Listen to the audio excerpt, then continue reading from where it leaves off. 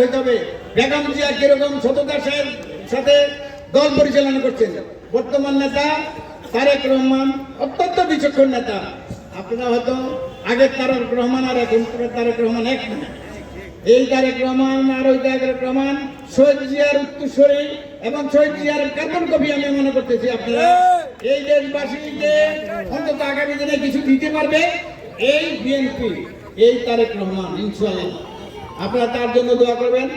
আমাদের দেখেন, এই আমাদের কথা হলো কোনো রকম উশৃঙ্খলতা করা যাবে না, কোনো কিছু করা যাবে না। আমাদের নেতৃবৃন্দের মধ্যে যদি কারো কোনো রকম সমস্যা থাকে, আমি এখানে ওই আমদার মাস্টার সাহেব আছে, আমাদের চেয়ারম্যান সাহেব আছে, সাধারণ সাহেব আছে, যারা আছে তাদের সাথে অন্তত আলাপ করলে কোনো কিছু করা যাবে না, কোনো রকম বদনাম করা যাবে না।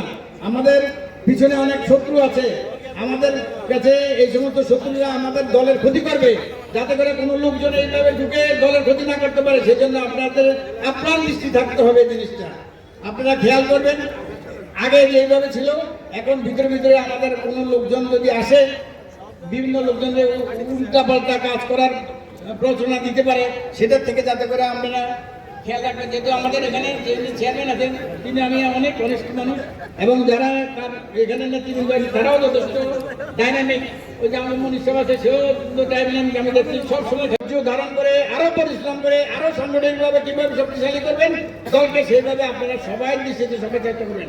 আমি একজন নেতা হব, আমি নিজে নিজে থাকবো, দুজন থাকবো, তিনজন থাকবো, এটা হবে না। আমি কজন লোকের সাথে কথা বলছি, কোন এলাকায় কথা বলছি, কোন ওয়ার্ডে কথা বলছি, এই অন্তত এই সমস্ত নোট খাতায় অন্তত দৃষ্টি থাকতে হবে যে আমি এখানে সাংগঠনিক এই কার্যক্রম করছি। প্রয়োজনে সেটা ফেসবুকে ছেড়ে দিবেন বা অথবা আমাকে একটা মোবাইল দেখাই দিবেন, আমি অন্তত দেখতে পারবো জিনিসটা। তো দল আগে যে 16-17 বছর যেভাবে আছিল তার চেয়ে অনেক উজ্জীবিত এবং সুন্দরভাবে, অন্তত এখন তো কোনো রকম বাধা নাই, বাধাহীনভাবে আপনারা কাজ করবেন। যে নাই বলতে কোনো কিছু নাই।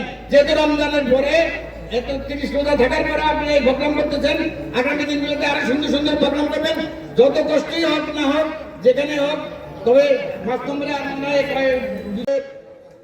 তারা ত্যাগী কর্মী, নির্যাতিত কর্মী।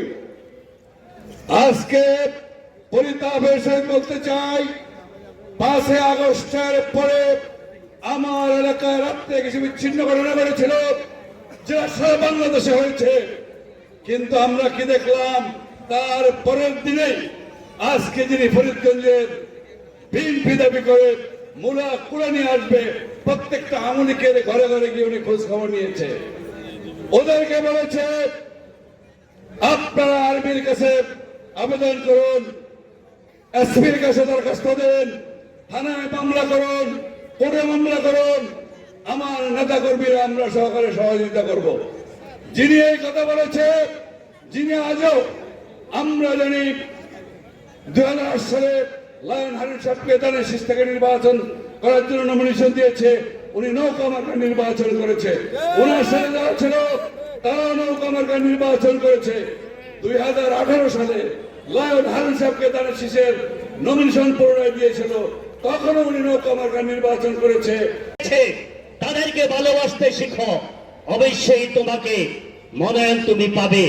কিন্তু তুমি কর্মীদেরকে ধাক্কা দিয়ে বের করে দাও, কর্মীদের সাথে অসদাচরণ করো, কর্মী কিভাবে তোমাকে ভালোবাসবে?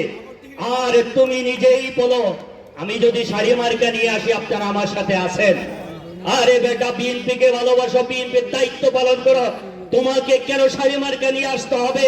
তুমি যদি বীর পুরুষ হও, তোমার বুকে যদি সেই সাহস থাকে, তাহলে তুমি নির্দ্বিধায় বলবে আমি ধানের শীষ নিয়ে আসবো।